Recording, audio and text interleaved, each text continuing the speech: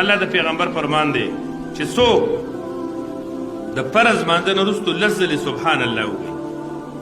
او لس ځلې الحمدلله ووایي او لس پیرې لا اله الا الله ووایي او یو ځل په آخر کې دا ووایي چې لا اله الا الله وحده لا شریک له الملک وله الحمد وهو على كل شيء قدیر او د دې نه وروستو د نارینه او زنانه دعا وغواړي نو د الله پیغمبر فرمایي چې الله دې بنده ته په خپله باندې آواز کوي چې عجیبو عجیبو ای بنده ستا دعا مې قبوله کړه نو دا خپل معمول وګرځوئ د هر فرض مانځه نه وروستو لس ځلې سبحان الله لس ځلې الحمدلله او لس پیرې لا اله الا الله او اخر کې دا کلمات چې لا اله الا الله وحده لا شريك له الملك وله الحمد وهو على كل شيء قدير دا کلمات اولولا د دې نه وروستو درود شریف وایه او بیا د الله دربار کې دعا کوه بیا د خپلو دعاګانو ته ګوره الله د پیغمبر فرمان دی چې څوک د فرض مانځه نه وروستو لس ځلې سبحان الله ووایي او لس ځلې الحمدلله ووایي او لس پیرې لا اله الا الله ووایي او یو ځل په آخر کې دا ووایي چې لا اله الا الله وحده لا شریک له الملک وله الحمد وهو على كل شيء قدیر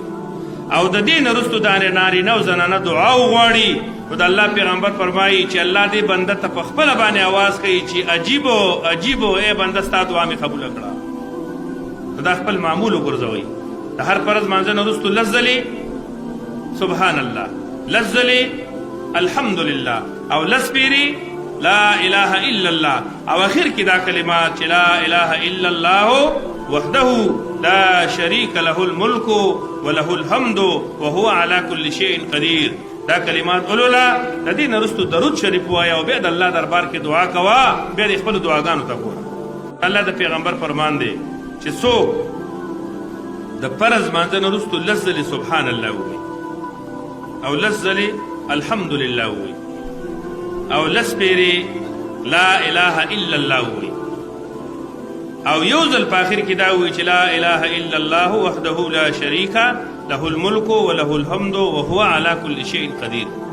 او د دې نه وروستو د نارینه او زنانه دعا وغواړي نو د الله پیغمبر فرمایي چې الله دې بنده ته په خپله باندې آواز کوي چې عجیبو عجیبو ای بنده ستا دعا مې قبوله کړه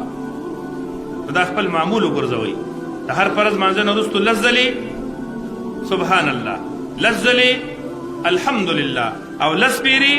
لا اله الا الله او اخر کې دا کلمات چې لا اله الا الله